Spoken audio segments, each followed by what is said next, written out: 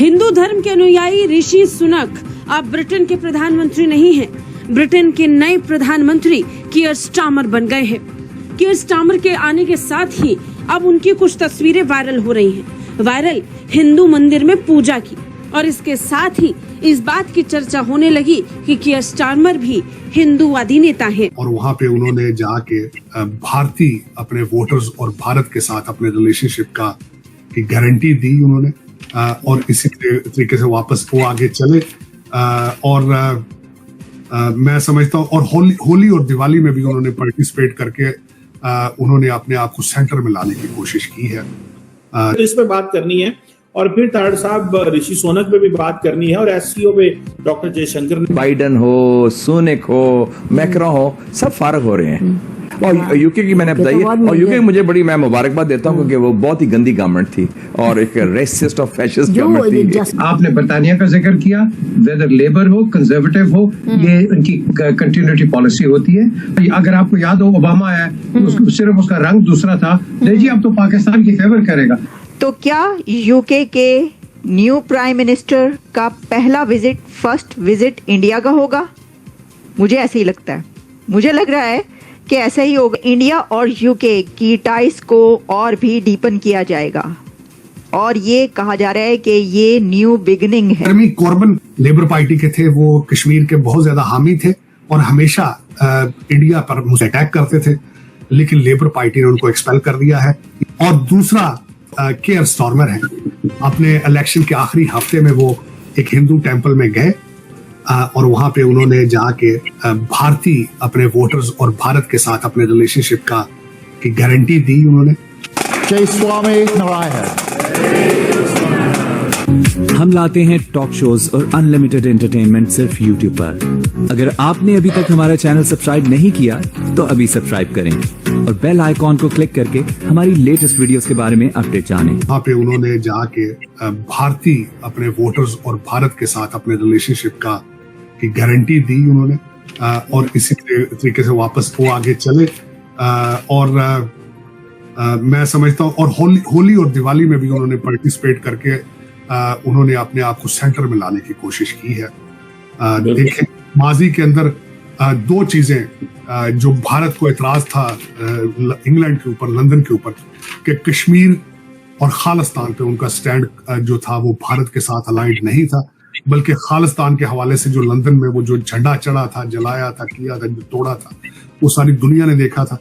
मेरे ख्याल में ये जो स्टारमर है, ये चीजों को इम्प्रूव करने के लाहौर बॉर्डर से वो दूसरी तरफ दूध की नहरें चल रही हैं, उनको ही देख लो यार, तुम्हारे साथ के हैं। कल परसों मुझे किसी भारतीय मुसलमान ने ट्वीट किया, उसने कहा वी आर ग्लैड कि we did not go to Pakistan in 1947। उसने कहा शुक्र है खुदा का कि हम 1947 में पाकिस्तान नहीं गए। ये कल किसी भारतीय मुसलमान ने मुझे ट्वीट किया, मुझे मैसेज किया ट्विटर पर। मैं क्या जवाब दूं? ट्रेनें जो बना गए थे, आप एक सिंगल रेलवे लाइन उसके बाद नहीं बना सके जब से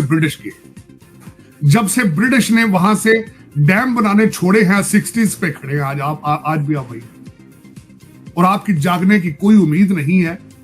आपकी सर्वाइवल की जंग है इस वक्त। तरक्की तो बहुत दूर की, तरक्की तो आपने ख्वाबों में भी नहीं ना कर सकते हैं, ना करनी है। आपकी सर्वाइवल का इशू है। और आपके देखने वालों को यह भी बताऊंगा, दुनिया ने अब आपके नक्शे बनाने शुरू कर दिए हैं। दुनिया ने नक्शे कुछ कहते हैं कि 2030 तक आप दुनिया के नक्शे पे नहीं रहेंगे। ये मैं नहीं कह रहा हूं, ये यहां के आपके इंटरनेशनल थिंक टैंक्स हैं, उन्होंने कहना शुरू कर दिया है कि आपकी एक्सपायरी डेट इज 2030। तो चीमा साहब, और आपका आज भी तवज्जो नहीं है। हमें इस वक्त एक बहुत बड़ी तब्दीली आई है। एक बड़ा चेंज यूके के इलेक्शंस के बाद सामने आया है, जिसमें लेबर पार्टी ने विन किया है, और ऋषि सुनक की तरफ से कहा गया है कि वो अपनी इस डिफीट को एक्सेप्ट करते हैं, और उन्होंने उनके ओपोनेंट जो कि ये इलेक्शन जीते हैं और जो लेबर पार्टी को लीड कर रहे थे, कीयर स्टारमर, को कहा जाता है कि वो एक बहुत ही स्ट्रॉन्ग प्राइम मिनिस्टर के तौर पर नजर आएंगे, लेकिन उनका बैकग्राउंड एक बहुत ही डाउन टू अर्थ फैमिली से है। वो खुद कहते हैं कि उनकी मदर नर्स और उनके फादर टूल मेकर थे। कियर स्टारमर के बारे में ये कहा क्या जाता है, ये सही है और सच है कि उनको सर कहा जाता है, सर स्टारमर। और उसकी वजह यह है कि क्योंकि वो एक बैरिस्टर हैं, वो बादशाहत को पसंद नहीं करते, फार राइट कहे जाते हैं। सोशलिज्म की पार्टी जो है वो ये नहीं है, बल्कि ये कहना चाहिए कि सोशलिज्म की पार्टी के खिलाफ इस पार्टी ने जाकर जीता है ये इलेक्शन। तो क्या mister Starmer, sir Starmer India के लिए कैसी पॉलिसी बनाएंगे? तो मैं आपके लिए ये रिवील कर रही हूँ। वैसे तो बहुत सारे लोग जानते होंगे, लेकिन इसको ऐसे एक्सप्लेन करते हैं कि जो स्टारमर हैं वो प्रो इंडिया कहे जाते हैं। अब प्रो इंडिया कहे जाते हैं या उनकी जो सोच है वो प्रो इंडियन है।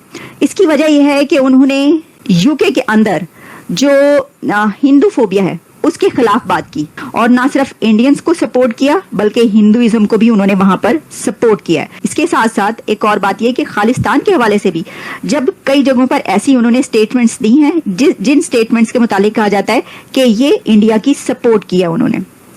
तो कियर स्टारमर की एक और चीज भी मैं आपको ये बताऊं, मिस्टर स्टारमर के दौर में ही इंडिया और यूके का फ्री ट्रेड एग्रीमेंट होगा।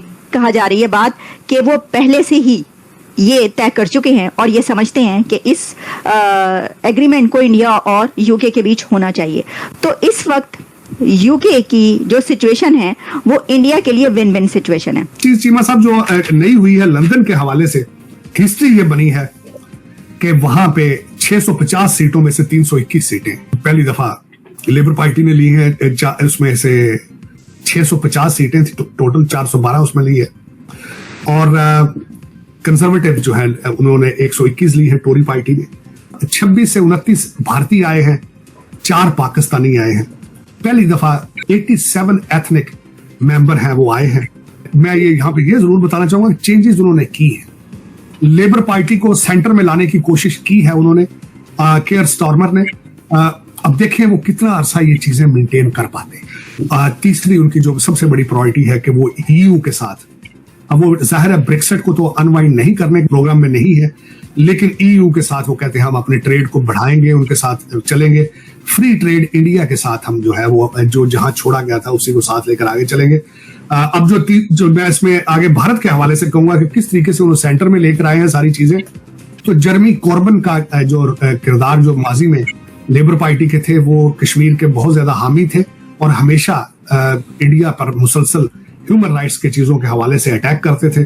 जर्मी कॉर्बन अपनी सीट इंडिपेंडेंट जीत गए हैं, लेकिन लेबर पार्टी ने उनको एक्सपेल कर दिया है। स्टारमर उनकी एक्सपेल करने में भी उनका किरदार था और सेंटर में लाने का। और दूसरा आखिरी हफ्ते जो कियर स्टारमर है अपने इलेक्शन के आखिरी हफ्ते में वो एक हिंदू टेंपल में गए और वहां पे उन्होंने जाके भारतीय अपने वोटर्स और भारत के साथ अपने रिलेशनशिप की गारंटी दी उन्होंने। और इसी तरीके से वापस वो आगे चले।